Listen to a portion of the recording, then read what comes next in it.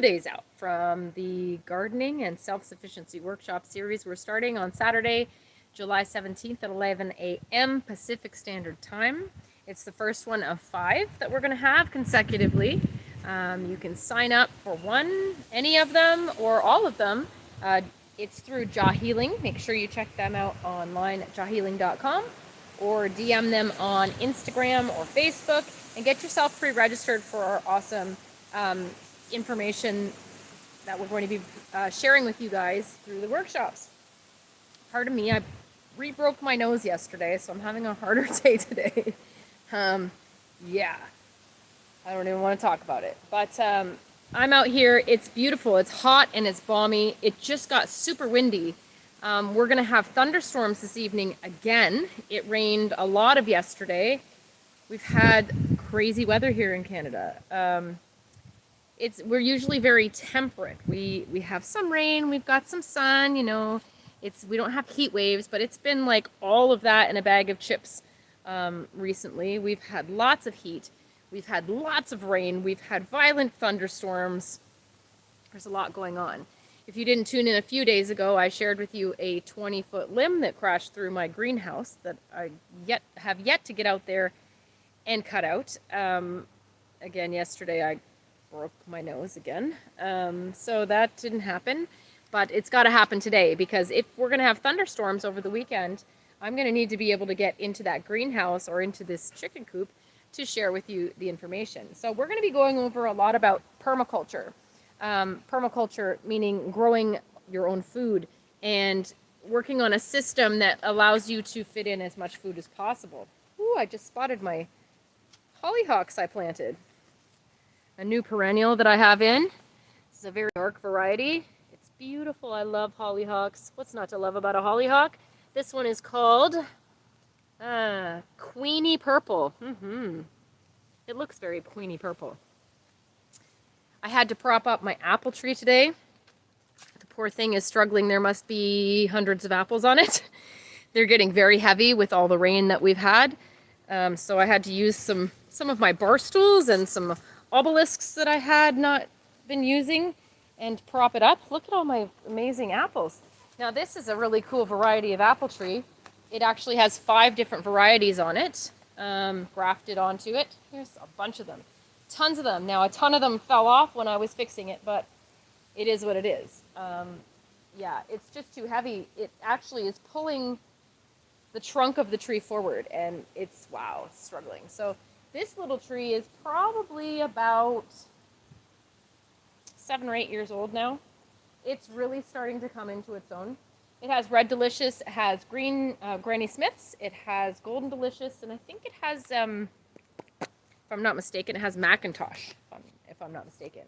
I just bought a beautiful Kingston, a Kingston Black cider apple this year. I have yet to put it in the ground. It's been so hot I didn't want to mess with it. But it's actually flowered. I brought it home when everything was blooming, all the apple trees, and it cross-pollinated, so that's great. And there's probably 6 or 7 little apples on that little tree. So that's kind of exciting too. He's a new guy. I've got corn here. It's kind of an exciting garden right now. Everything's very lush. Look how tall this guy is. It's huge. It's in the sky.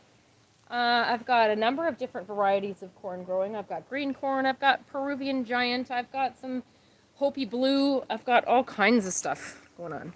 So this is a permaculture garden. There's a lot going on, but it's all in a system, right? This is my giant red mustard. I let it go to seed intentionally so it'll seed for the fall, and in the spring it'll be ready to go. We had a huge harvest of it. It's beautiful. Right now, yeah, it's going to seed. So I'm going to be saving seeds, and of course I sell seeds. So I've got lots of that. I've got my curly dock here. It's ready to be picked, the seeds. I've been picking garlic heads this morning. I have lady's thumb. It's a medicinal plant. Many people hate it. They think it's the scourge, but it's a medicinal plant. And it's going to seed as well, which is amazing. I've got some Jacob's Ladder. I've got poppies. So I've got my pollinators in the garden to help all of my vegetables grow. I've got some banana trees here. This is a Musabascu, and it's a hardy to, I'm in zone 6, so if you were wondering. it's a hardy perennial that comes back. This banana actually came back through our Canadian winter. This is some daisy fleabane. Again, people think it's the scourge, but it is a medicinal plant, and they're really pretty, and they bring in the pollinators as well. It's less work that I have to do. They're hardy perennials that seed themselves. Many people are just ripping them out of their gardens, but I use them. I use them for what their purpose is, right? I've got seeds of my greater meadow rue that I've got to harvest here. I've got tiger lilies blooming. There's a lot going on. It's exciting to walk through the garden right now. It's lush here. Look at these beautiful apples. So this is permaculture. I have a mixture of crops going. At any one time, I can harvest food. I just had a nice big lunch. We had tons of greens that I picked. It was amaranth greens. We've got lots of amaranth. It grows like a giant tree spinach almost, and that's what it tastes like, tree spinach. I've got my figs going here. Figs, beautiful hydrangeas. That's going to bring some more pollinators as well. So permaculture is these, you have a big tall canopy, right? Ooh, there's my big tall canopy, tallest canopy. That's my oak tree. And she's an old oak. So that's the tall layer. I also have some giant white pines. That's the tallest layer in a permaculture garden. Now, white pines are also edible. Here's my poor greenhouse that got smashed through.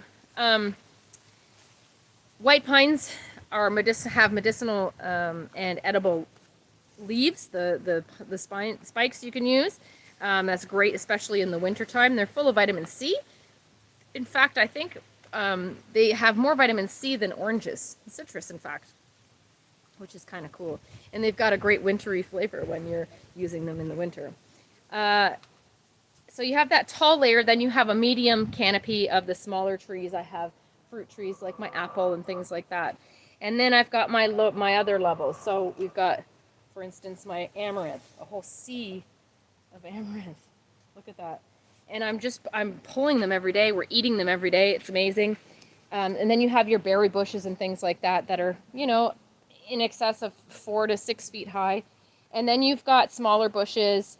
You've got your annuals, like tomatoes and peppers and things like that. That's your lower level. And then you've got ground cover. I have a lot of creeping herbs and other creeping ground covers that are either edible or medicinal. And then you have a fungal layer of mushrooms, so fungus, that helps everything, you know, decompose in the ground. As well as if you are sporing it with edible mushroom spore, you are getting edible mushrooms. And that's what I've done. And then you have a vine layer. So I'm using things like our trees and our corn and things that are nice and tall as trellises. So I'm planting like pole beans, and I'm planting, you know, all kinds of things that will vine. I have hops and peas and things like that going. Use that space. So you're able to cram a lot more food and production into a small area, as opposed to every 12 inches or 18 inches you're putting a plant. This way you can use the space in such a way that you're maximizing, right, what you're able to grow. So I've got potatoes in the front, for instance. They're growing underground. In between them, I've got beans, and that's a nitrogen fixer, which helps the potatoes grow. And then I grow corn in amongst it, because that's a higher layer than those potato plants. And I'm able to grow corn. And then I grow pole beans or something that's going to vine up them. And that really maximizes the space. So the amount of food that you're able to grow is astounding. I am not on a farm. I'm in the suburbs. This is a suburban homestead is what I call it. And I've pulled everything that's not productive. So if you want to take part in this very cool workshop with very cool people, it's very interactive as well. I'm not just talking at you. I'm interacting with you. You can ask me questions. You can show me your space. If you have any concerns about what you're doing or how things are going in your yard, or any pitfalls that you're encountering, we can talk about them. It's a very unique opportunity to interact with people. Jahealing is a really great network to be able to interact in that way. Very up close and personal, even though we're just online virtually. So if you want to learn more about permaculture and how to do it, and you know, this is a garden of Eden, a garden of Kim, really. I've worked really hard at putting perennials in that are going to come back year after year. That's less work for me. I can guarantee things are going to seed. I'm going to have food even if something happens. Say I do get sick, or someone in the household gets sick, or somehow your attention is elsewhere. I'm still going to have food come up without me trying. Getting ready to try your corn on the cob in the oven. Oh, good. I'm glad. Everyone likes that. They really like that. The butter roasted corn, right? Yeah, that's a good video. You know, people are always looking for new ways to do the regulars, to do corn and all those basic vegetables that we're bored of just boiling or bored of doing stuff. Yeah, exactly. You're going to like it. I promise you'll like it. And you can try putting garlic on it. You can put all kinds of herbs on it. I just gave a very basic recipe and how to, so that you can doctor it up as you want to in the future. And at subsequent times, you may want to oven roast it. Hope you enjoy it. More videos, please. Sure. Well, there's about 1,600 on there. I think I have about 1,600 shows. So you got lots to work with. But there's a lot more coming, that's for sure. Anyway, I digress. And it's... Let's get you guys pre-registered. Make sure you get with Jahealing. Get hooked up. We'll talk about permaculture. We'll talk about self-sufficiency. We'll talk about growing all the food that you may need, especially if the bottom falls out of society as it did this last year. And actually, I've seen some predictions saying that this fall is going to be 5 times worse with the COVID crisis and access to essentials than last year. And last year was, for lack of a better word, a shit show. And it was very difficult to get items in the grocery store. You had these enormous lines. You didn't want to go out because you don't want to come in contact with people. And you just have a mass of people waiting in line. And it especially sucked here in Canada because you're in line in the freezing cold outside of these stores, like these long lines. I'm not trying to do that. I'd rather grow all I can. So in the summer, I'm so busy. So if you guys don't see me on and interacting constantly, it's because I'm out here and I'm working and I'm doing what I have to do to make sure that we've got the food and medicine and everything we need for this fall and winter coming up. It's an issue. So yeah, I'm out here doing it. I'm living it for real. And I'm really trying to maximize what we're producing this year and taking advantage of it. Oftentimes I grow it and it just kind of goes to waste because I don't even have the time to get out here. I have a 3-year-old as well, so she takes up a lot of energy and time. And sometimes I'm unable to get out here when I need to, but all I can do is what I can do. At least I know I have the food here. And when I do have time, I come out here and I do what I have to do. So that's what I'm doing right now. She's having a nap, thank goodness. And I'm going to get a couple hours of work in, hopefully, before it starts thunderstorming again. That's been an issue, getting in and out in between the thunderstorms. I haven't seen so much rain here in our area in many, many years. In fact, this is sort of like when I lived in Louisiana. That's kind of how it's been raining. It's been raining like crazy. Cats and dogs, like a deluge of rain, precipitation out the wazoo. Yeah. And then don't forget I've got my baby chicks. Not babies anymore, but they're tweens, I would say. They're not quite laying, but they're working on it. It's been hot, so I have the umbrella up for them, just to give them a little bit more shelter and shade. I actually left it up the other day because it was thunderstorming. They were finding, instead of having to be stuck in this coop, they were going outside underneath the umbrella and getting some air and some shelter from that rain. Anyways, they've been a lot of fun, and it's been a really fun and entertaining and educational way to up our game with self-sufficiency. I know that I can produce eggs and I can produce protein in that way.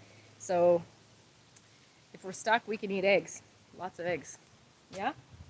Anyway, come join us. I hope you do. It's not just open to women this time. It's open to gents. It's open to everybody. It's open to couples if you want to come and take part.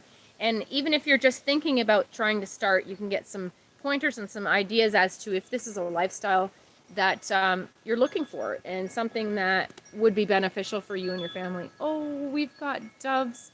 We've got nests everywhere. And that's what I've noticed too. Doing this permaculture, I've been seeing such an increase of wildlife. I see the birds. I'm going to talk a little quieter. I I see the birds. I see butterflies everywhere. I see all manners of insects. I see dragonflies. Today we saw hummingbirds. Another set of baby robins left the nest this morning. Let me show you our doves. Here's another little dove nest. It's okay. She's a little bit nervous. She's a first-time mommy, I think. I don't know if you can see. If I can show it. I don't know if you can see them. They're hidden in there. Anyways, she's cuddling her 2 little babies. I've really learned a lot from them this year, these mourning doves. They are such good parents. They switch off with each other, and they are just so dedicated. They'll sit on that nest for weeks at a time. I never have seen them leave that nest. I've never not seen a parent on that nest. And I thought it was just the female for much of the time, but I'm saying that it's impossible for her to be able to stay on that nest that long and not eat or drink. Again, just so dedicated and very sweet. But I see when they're building their nests, she's on the nest laying, and the man is going out and he's getting all kinds of material for her, and she's putting it in the nest. It's amazing. They're beautiful, beautiful little birds. Yeah, here's our little robin's nest. I actually got to witness them leaving this morning. It's in there. I witnessed them leaving our little peach tree this morning. And that's, it's nice. We've got rabbits, we've got opossums, we've got lots of squirrels here, tons of stuff. And it's nice. It's comforting, it's calming, it's peaceful. Walking through the garden makes my heart smile. It makes me feel so much more comfortable and at ease that I've got the things that we need. I am stressed a lot just to make sure that we've got what we need, and I've been putting a lot of work in. I put a lot of hardscaping work in this year, so a little bit less planting than usual. And I've been concentrating on perennials, and I concentrated on our woodland garden in the front this year. Some more garlic seeds. DM me if you need some. But all in all, every year I'm further, and every year I'm a little more set, and every year I figure out new ways to do things and better ways. I do bite off a lot, big bites, but I'm getting it done. If I don't shoot for the moon, I don't get anywhere, right?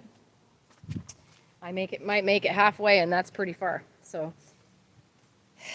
all I can do is what I can do. But in the meantime, I have, look at this lush. Can you believe that this is Canada? Look at this, just a lavish, lush green garden. Makes me happy. All right, well, I hope to see you. Make sure you get on that Jahealing and come join us. It's a lot of fun, okay? 2 days out. Be a champion on your homestead or wherever you are in your kitchen roasting that corn on the cob. All right, we'll talk to you soon. Bye.